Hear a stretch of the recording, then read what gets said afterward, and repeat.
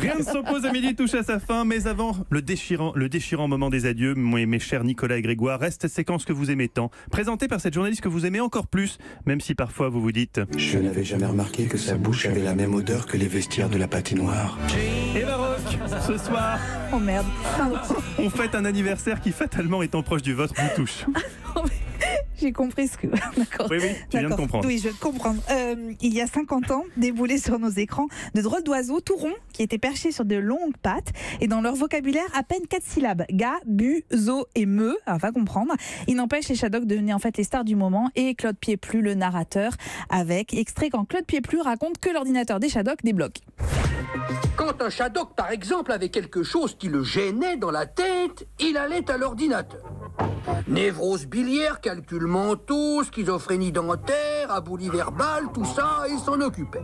Il répondait en général par des traitements à base de nouilles tranquillisantes.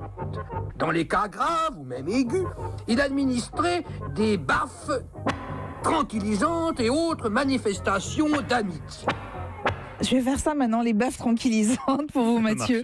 Écoutez, 50 ans plus tard, les Shadocks étonnent encore quand même par leur graphisme minimalisme et ultra moderne. De quoi décontenancer les téléspectateurs. Il y a 50 ans, à l'époque, il y avait les pour et il y avait les contre. Les courriers affluaient à la télé. C'est Jean-Yann qui les utilisait d'ailleurs pour des parodies lors des émissions spéciales.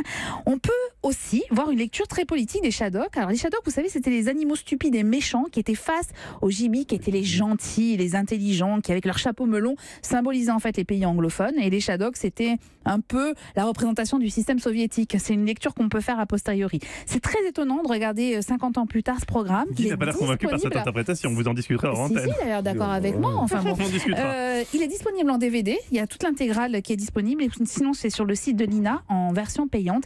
Et puis sinon, ce soir quand même, petit rappel, il y a encore Burger Quiz. Et moi, je m'en lasse pas. Surtout après avoir vu les premières émissions de la semaine dernière. C'est à 21h sur TMC. Ouais, avec Fabrice Eboué, Pio Marmaille, Jean-Paul Rouve, Mathieu Madénian et les autres. Voilà. Merci beaucoup Eva Rock pour ces conseils. Merci à tous les amis.